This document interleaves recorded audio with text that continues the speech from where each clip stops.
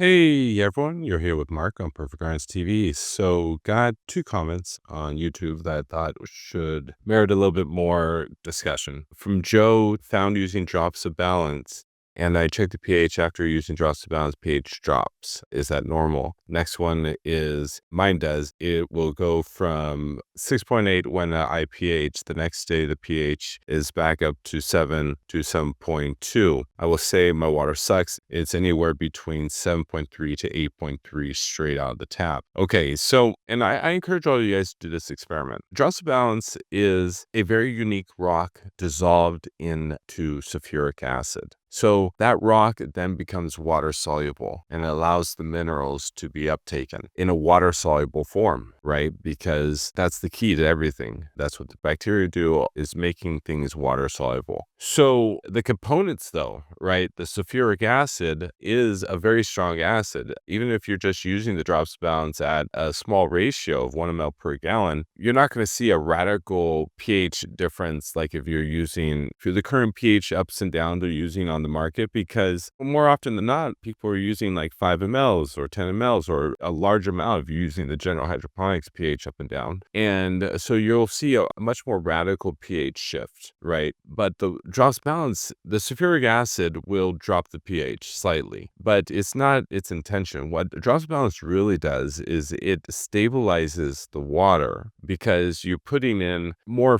friction, or I'm trying to find a way to describe this. You're putting in more friction in the water. You're putting in more minerals. And when you do that, it stabilizes the water. Like RO water or distilled water, it has nothing in there, right? Basic H2O. That's why your dehumidifier water will come out at a really high pH normally. And then all you do is you turn it or agitate it and the pH will drop dramatically, right? Is because the water is so sensitive because it doesn't have anything in there. It's trying to find a stabilization, and so it's absorbing CO2 out of the air. And then when you stir it, it just releases the CO2 and the pH drops back to being acidic. But if you left it alone, it would absorb CO2 again and the pH would go back up. Well, it's finding stabilization by finding substance, right? Trying to put things into these void spaces to find stabilization. Well, with drops of balance, you're adding potentially all the way up to 100 trace minerals. So all these minerals fills the spaces in the water. So it doesn't allow the water to absorb CO2. It doesn't allow the water to absorb other things in the environment. So it finds stabilization that way. The next way is also like this gentleman's water is coming out between 7.8 to 8.3. There's a really good chance he has a large amount of sodium in his tap water or his well water. So the sodium bonds are really strong and they agitate the other minerals and they don't really allow anything to work properly. So when you're dealing with a high amount of sodium, the key to stabilizing your water is breaking apart the sodium bonds so that they can turn into other types of minerals. And that's what drops of balance does, right? The sulfuric acid helps rip apart all these other minerals. And because you have such a high amount of trace minerals, it allows the water to restabilize again, right? Because all these other minerals form back into sulfate minerals. The sodium bonds break apart and it allows those minerals to form into something else. So yes, you're going to see a slight pH difference, but what's really happening is your water should stabilize a little bit more. It should become more pliable or usable. You know, if you have a pH of 7.8 to 8.3 and you're dealing with sodium and you add in 1 ml per gallon of drops of balance, it's only going to help the problem so much. You either add a little bit more drops of balance, or at that point you can add a little bit more pH up or down, and it should help